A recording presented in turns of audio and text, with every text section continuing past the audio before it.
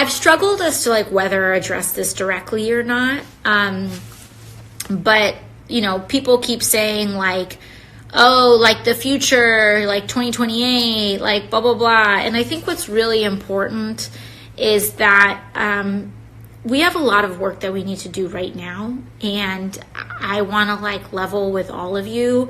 I'm not a person that aspires to position. I aspire to a mission. And we have a lot of issues in our country right now. And we need to address those issues, and we can't swing from one savior to another. And there's a lot of saviorism in politics, like who's next and who's gonna save us? And the answer is you. The answer is people. And I know it's really tempting to think that if you're going to vote for a person, they're going to solve all the problems, but it's not true.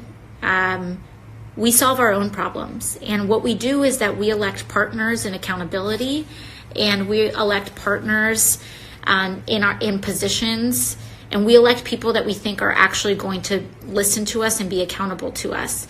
But if you think democracy is a set it and forget it kind of thing, and if you think that if you just vote for X person now or X person next, that's not the mentality that is necessary for us to actually win on the real issues. Because why do we vote for any given person in an election, right? We vote for a person in an election. I mean, there's a lot of different reasons, but if you're progressive and you really care about a lot of issues, you vote for them based on whether you think they will work for you and the issues and the perspectives that you care about most. And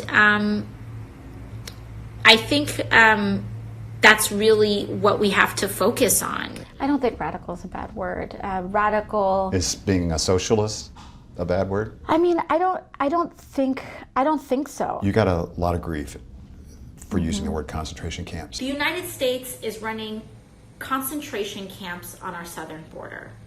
And that is exactly what they are. They are concentration camps. Do you regret that? Or do you think people misinterpret it? Yeah, well, I think there's a few things at play. One, I don't regret it at all. We in the United States have a history of concentration camps with Japanese internment in South Africa. They were part of a larger process in the Holocaust, but they were not unique, nor were they the actual death camps in the Holocaust either. Concentration camps are a facility when people are targeted and by their identity and held without trial. There is a very clear academic consensus on what constitutes a concentration camp, and that is the mass detention of a community of people without a trial or due process. I think it's pretty universally and non-controversial to say that the administration is doing exactly that and meets the academic requirement for what a concentration camp is. You're not comparing this to what happened in World War II? Oh, no. While concentration camps were employed, during that time, concentration camps were also utilized in all over the world, including in the United States with the Japanese internment. The United States is running concentration camps on our southern border, and that is exactly what they are. They are concentration camps. And if that doesn't bother you,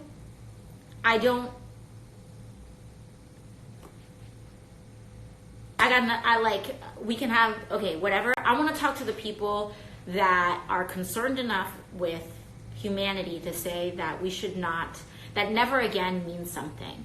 And that the fact that concentration camps are now an institutionalized practice in the home of the free is extraordinarily disturbing. And we need to do something about it.